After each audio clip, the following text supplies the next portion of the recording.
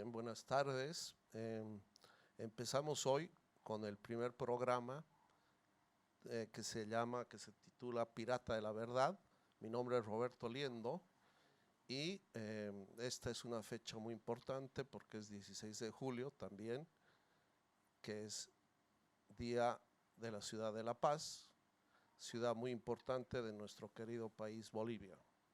Junto a mí tengo el agrado de poder platicar con José Escalante y Luis Cristian Rivas. Por favor, queridos amigos, si pudieran presentarse. Roberto, muchas gracias por la invitación. Soy Luis Cristian Rivas para saludar a la amable audiencia. Y bueno, pues soy abogado, soy columnista también y muy interesado por los temas actuales, sobre todo algunos temas del movimiento político, movimiento cívico de los ciudadanos, ¿no? Gracias por la invitación, Robert. Un gusto estar en esta nueva faceta tuya.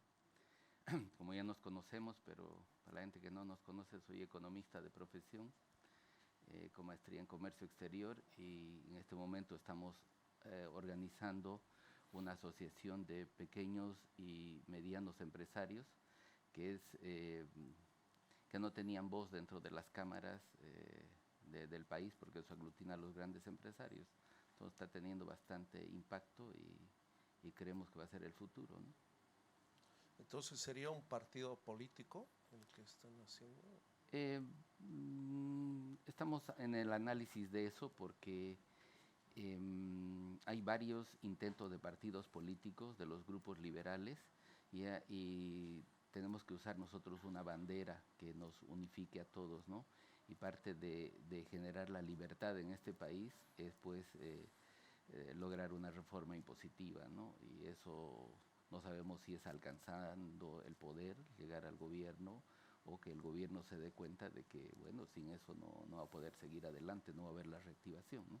Qué interesante, ¿no? Realmente, y esa es una de las preguntas. ¿Ustedes creen que somos apáticos para participar en la política en Bolivia? Desde mi punto de vista, más bien, yo creo que el ciudadano boliviano se diferencia de los otros ciudadanos, tanto de la manera regional como mundial, porque el boliviano participa mucho en lo que es la política. Incluso hay estudios de Giovanni Sartori que hablan que en Latinoamérica en general hay una hiperpolitización, hipersensibilidad en la política, porque lamentablemente el día de mañana depende mucho de lo político en Bolivia, ¿no? Es decir, hemos sido hace poco sujetos y actores de lo que ha sido un noviembre del 2019 muy activo. Elecciones generales, ha habido problemas, ¿no? Y después otras elecciones que ya han tenido otra connotación y han sacado un nuevo resultado. Y eso ha hecho que la gente se movilice. Pocos países, pocos ciudadanos en el mundo están tan atentos a lo que pasa en la política como es en Bolivia. Por ejemplo, los ciudadanos suizos, los ciudadanos de los países escandinavos, no están pues metidos en la política, no están haciendo empresa, están viendo lo que es el sector privado, porque las cuestiones políticas ya están claramente establecidas. A nivel local, regional, también no hay tanto movimiento como tal vez existe en Bolivia a raíz de lo que es una hipersensibilidad a la política, tanto de movimientos políticos, ciudadanos, movimientos sociales, etcétera, ¿no? La opinión pública es muy interesante en Bolivia. Eso no sé si será bueno o malo, pero por ejemplo, a decir de Giovanni Sartori dice que cuando estamos metidos mucho en la política, descuidamos, por ejemplo, las cosas de la economía, ¿no? Es algo muy Claro. interesante. Pero lamentablemente así son las reglas del juego. Es un país que muchas veces se mueve por cuestiones populistas, etcétera, ¿no? Y ahí estamos nosotros con el ILCE, te comento, que es el Instituto Libertad, Capitalismo y Empresa. Con este instituto nosotros queremos fomentar algunas ideas buenas de la sociedad abierta, de la sociedad libre, para intentar un poco introducirnos en lo que es la opinión pública favorable para el ciudadano, es decir, empoderar al ciudadano desde el sector privado con políticas públicas que le sean favorables. Especialmente ahora hemos estado hablando mucho de lo que es el infierno fiscal y el Día del Contribuyente, que es algo que ahora lo estamos tratando. Eh, sí, Este programa pretende llegar a los jóvenes, a la gente de la ciudad, al campo, a la persona que no es académica. Entonces, la pregunta es, ¿por qué consideran que los políticos hoy por hoy no tienen crédito? ¿O hay como una apatía? ¿O hay una... Yo siento que el ciudadano, cuando uno habla, piensa que no tiene valor el ser político. Ustedes, al poder representar cierto nicho o lo que pretenden hacer, en cierto modo, quieren cambiar esa imagen. Bueno, no sé si vamos a poder cambiar la imagen de los políticos porque ellos mismos han hecho que la gente piense eso de ellos, ¿no? Con su accionar y todo. Sin embargo, creo que también la vida política de varios políticos ya es para que se retiren, ¿no? Ya suficiente haber vivido del Estado tanto tiempo, entonces tiene que dar lugar a nuevas tendencias y en eso está la juventud con la parte de los más liberales que quiere básicamente solo la libertad para poder trabajar en paz. Sin eso, sin la libertad, no tenemos un buen sistema de comunicación porque la gente se ve amedrentada por un Estado que te quita hasta la libertad de expresión, ¿no? No te deja expresarte lo que realmente sientes porque si no se ponen a investigar, te ponen una cosa, otra, o hay mucho amedrentamiento que también es un daño psicológico al contribuyente, ¿no? El contribuyente que es el héroe nacional de este país, es el que paga las facturas de todo lo que hace el Estado, ya, buenas y malas, no está representado, no tiene una voz realmente, ¿no? Entonces, yo creo que hay que dar lugar a la juventud que agarre la política desde otro punto de vista, como ser unos administradores de lo público. No puede copiar el modelo antiguo político, tiene que emerger uno nuevo. Qué interesante. Esto sería entonces libertario. Este es una óptica libertaria la que describes. Creo que semánticamente la gente entiende esos eslogans a veces como, no sé, que te das cuenta que hay un montón de desinformación acerca de lo que es el libertario, el liberal, progresista, como ahora digamos el sano se lo conoce de asintomático, hay un montón de palabritas. Nos queremos basar básicamente en que es un grupo de contribuyentes independientes que lo único que quieren es trabajar, digamos, en paz, necesita tener esa reforma fiscal urgente y junto con eso también tiene que haber una reforma del sistema de seguridad porque el empleado, el ciudadano, tiene que tener pues derecho a la salud y tal vez a su jubilación sin vivir esta tormenta de que ya está probada que la salud pública no ha funcionado, no solamente aquí, sino en varias partes, ¿no? Y que en el sistema de pensiones también hay muchos problemas debido a que es un sistema caduco. Necesitamos bancarizar el sistema de pensiones para que la gente sepa dónde está su dinero, cómo se maneja y que venga gente que es experta en inversiones, todo para que bueno, el rédito lo vea hasta el pensionista, ¿no? Bien, quería hacerles una pregunta. En la historia de Bolivia, ¿hay algún político excelente como referencia? Yo, ¿O por mundial? yo por lo menos lo que he podido ver como referentes en Bolivia, obviamente ha habido políticos de mucha altura, ¿no? Tanto de un bando como de otro bando. Yo puedo mencionar, por ejemplo, a Mariano Baptista, un gran asambleísta, un gran congresista que en su momento ha sabido realizar sendos discursos en el Parlamento, ¿no? Un líder muy memorable. Otros grandes congresistas, por ejemplo, Franz Tamayo, el escritor paceño, también ha llegado a ser un político, un intelectual de gran valía para lo que ha sido el Congreso. Así, muchos intelectuales en el pasado han sabido realizar sus aportes, incluso sus discursos están escritos o están reflejados en libros, ¿no? Sobre todo de Mariano Baptista Gumucio, que me gusta mucho.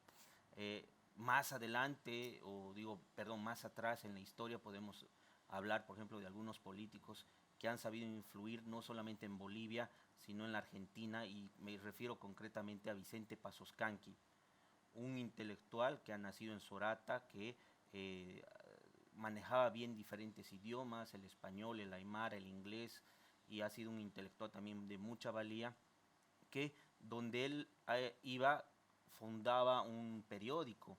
En Bolivia no lo conocemos así, en la Argentina lo reconocen muy bien a Vicente Pasoscanqui. Vicente Pasoscanqui ha llegado incluso a Estados Unidos a formar una isla que es la isla Amelia, que era una república con una constitución liberal. Pocos conocen eso de Vicente Pasoscanqui.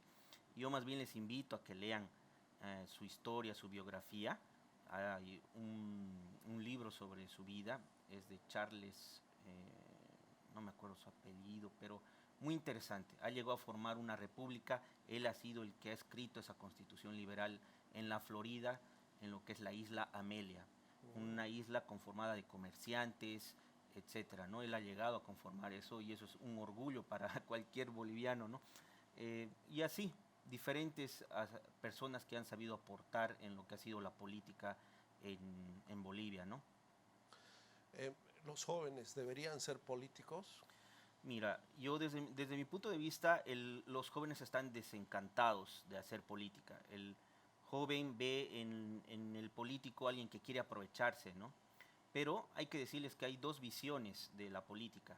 La política en sí no es mala y la política es hacer algo por la polis, como dirían los griegos. Hacer algo por la polis es saber administrar la ciudad. Eso en realidad es lo que es política. Viene de la polis es la ciudad, saber administrar la ciudad, saber administrar la cosa pública, ¿sí? Eso es bueno, eso es política, ¿no? Saber hacer eso de una manera buena. Incluso antes los cargos políticos eran honorables, ¿no? Es decir, por el honor, no eran remunerados, ¿no? Entonces uno que se metía a hacer política en el Senado romano, o en la polis griega, en el ágora, era alguien que quería hacerlo por su pueblo, por la polis. Hoy en día obviamente eso ha cambiado. A ver, digamos que tú seas senador y diputado y no percibas esos sueldos, es algo ya loco, ¿no? Pero eso era política. ¿Y qué pasa hoy en día? Se ha degenerado. Sería una buena ley para cambiar. Sí, pero... Que no sea remunerado. Bueno, sería interesante quienes así sí realmente estuvieran interesados en la polis, ¿no? en el pueblo, en Claro. hacer gestión, ¿no? Ahí veríamos que sí, esos sí serían verdaderos honorables, ¿no? Claro, claro. Pero ahora no, ahora se les dice honorables porque ya es la costumbre nomás, ¿no? Pero eso es política y eso es algo bueno y hay que hablar que es algo que significa luego el presente y el futuro de una nación. Las medidas políticas de ahora, las políticas públicas de ahora van a significar el éxito o el fracaso de tu país después, el éxito o el fracaso de tus hijos y de tus nietos también, ¿no? Porque va a significar o una crisis económica si hay un mal manejo, etcétera, ¿no? Pero la política se ha ido degenerando en algunos aspectos cuando el político solo se fija en el poder. Cuando el político solo se fija en el poder, conquistar, mantener, imponer el poder, está llegando a un momento de degeneración porque solo quiere mantenerse ahí y conservar ese poder. Ya no le importa la administración y la gestión, le interesa conservar y mantenerse en el poder y ahí surge lo que se llama la politiquería, que es una forma de degeneración, es lo que vemos todos los días. ¿Y cómo podemos ver que alguien está haciendo política o politiquería? Política es hablar del sistema. ¿El sistema es bueno o malo? Discutamos eso, más allá de quién esté en el poder. Discutamos cómo se está haciendo, no quién está, sino cómo lo hace. ¿Lo hace bien, lo hace mal? Eso es política. Pero politiquería es fijarme si está... tener mucha histeria por la corrupción.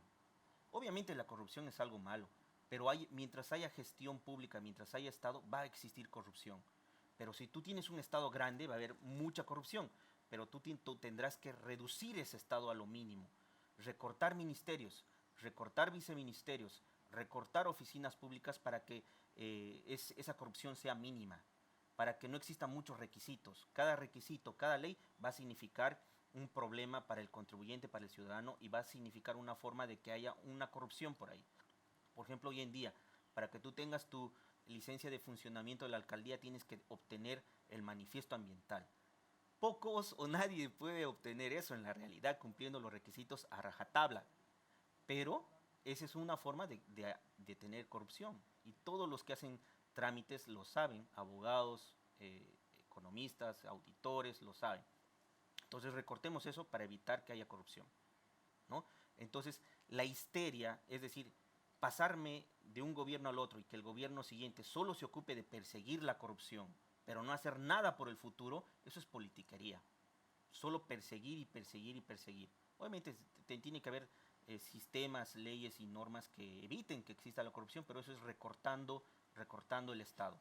Entonces, la politiquería es eso, solo fijarse en cosas mínimas, que si este ha dicho esto o ha dicho el otro, cortinas de humo que decimos para que alguien no vea lo esencial, lo económico, y que, por ejemplo, esté enfocándose si su novia o su esposa está haciendo algo, cosas muy personales, que son cosas incluso fuera del honor, ¿no? Eso es hacer politiquería, hablar mal de alguien, hablar en deshonra de alguien, y eso vemos todos los días en los periódicos, etcétera, ¿no? Son cortinas de humo que nos impiden ver lo esencial que es la política, que es el sistema.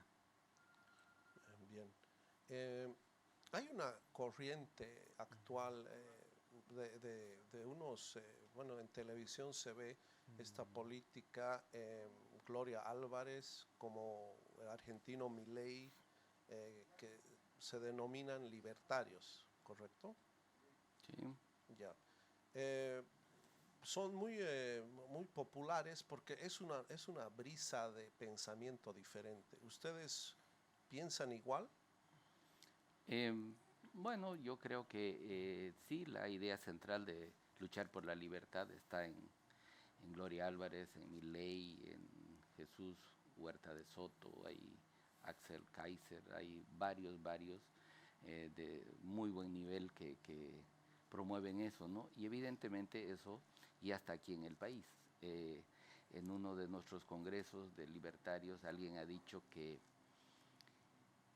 Partido Liberal debería salir del grupo de contrabandistas de Oruro porque ellos siempre han sido libres y luchan contra el Estado, y de los aymaras del Alto que no se han dejado con el Estado porque tienen en su sangre la libertad. Tal vez no manejan la doctrina como la puede manejar estos intelectuales o la gente que se dedica a esa parte, pero obviamente Bolivia, al ser un país con el 80% de informalidad, es un país que tiene un poco eso de la libertad en sus venas. Es cuestión de destapar un poco y que la gente se dé cuenta, sí, a mí me oprime el Estado, no puedo seguir así, ¿no? Claro, en los datos que vi, creo que Bolivia o las empresas en Bolivia pagan los más altos impuestos que en ningún otro lugar del mundo, o estamos en el punto, o sea, el Estado no apoya a las empresas. Lo que pasa, tal vez Roberto, si me permites responder, eh, hay un índice que es un referente, por lo menos para mí, y que yo les invito a leer e investigarlo, es el índice Paying Taxes, es del Banco Mundial, ¿ya? En base al Doing Business del Banco Mundial, han sacado este índice donde hay una calificación, hay un ranking de países, de 190 países, para ver qué tan fácil es pagar impuestos en cada país. Aparte de pagar impuestos, ven lo que es la presión fiscal, horas, cuánto el contribuyente invierte en horas en pagar impuestos, cuántos pasos hay. Es muy interesante. En ese índice que ve, digamos, el primer lugar están los países libres.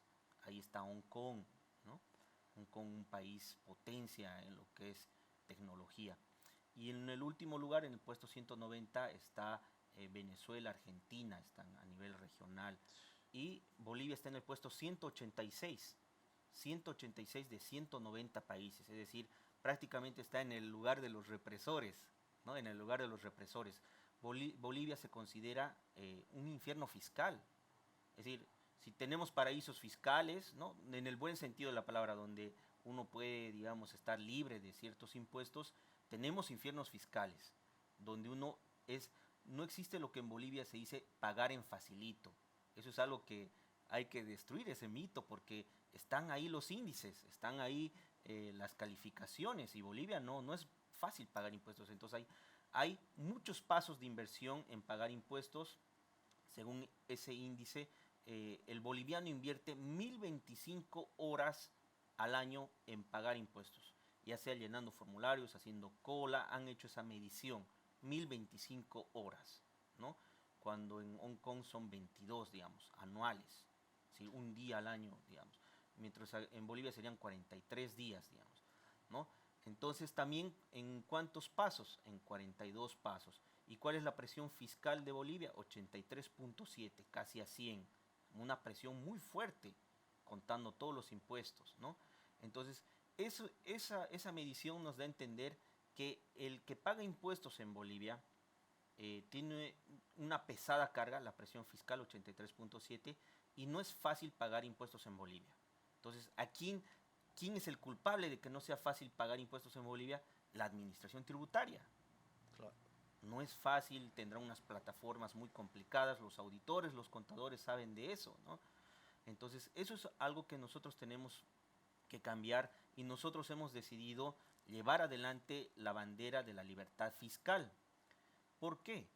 Porque tenemos que concientizar a gobernantes y a gobernados de que el contribuyente es el que pone el hombro, pone el brazo por Bolivia.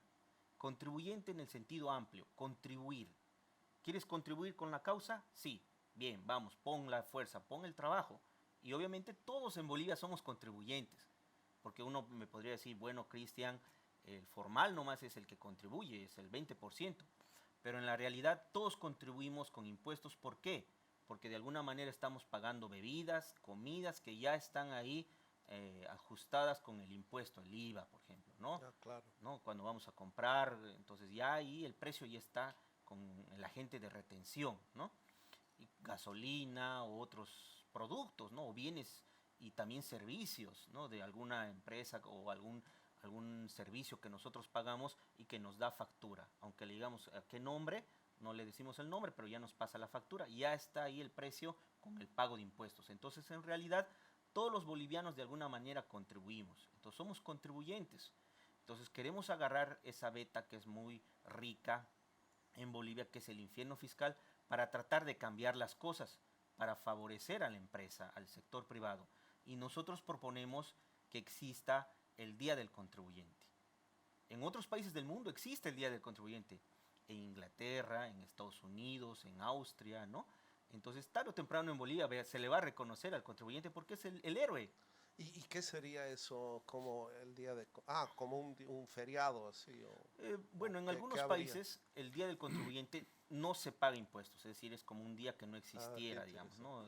Pero nosotros queremos que exista eso mediante una ley. Hemos conversado con algunos diputados en Santa Cruz, hemos tenido el apoyo, la intención de apoyo de la diputada María José Salazar. Hemos hablado con ella. Quiere llevar adelante un proyecto de ley donde exista el Día del Contribuyente. ¿Y nosotros qué día queremos que sea? El 10 de octubre, el 10 del 10. ¿Por qué? Porque nosotros consideramos que el contribuyente solo debe contribuir un 10% en forma total. Esto es bueno y positivo. Tal vez nos dicen, pero ahora el Estado va a dejar de percibir dinero. Cristian, ¿cómo vamos a pagar la salud, la educación, la infraestructura, puentes, carreteras? Exacto. Pero hay una teoría que es la teoría de la curva de Laffer, de Arthur Laffer, economista que ha sido premiado por Donald Trump, porque Donald Trump ha hecho eso. Ha bajado impuestos, el impuesto a la utilidad de la empresa sobre todo, y con eso ha conseguido que bajando impuestos, eliminando impuestos, aumenta la base de los contribuyentes. Es decir, es mejor para que uno pueda aportar mientras menos pague y más menos impuestos pague y menos sea la alícuota, uno le da un incentivo de pagar impuestos, hay incentivo. Pero si el impuesto es muy alto o existen muchos impuestos, prácticamente uno prefiere evadir los impuestos.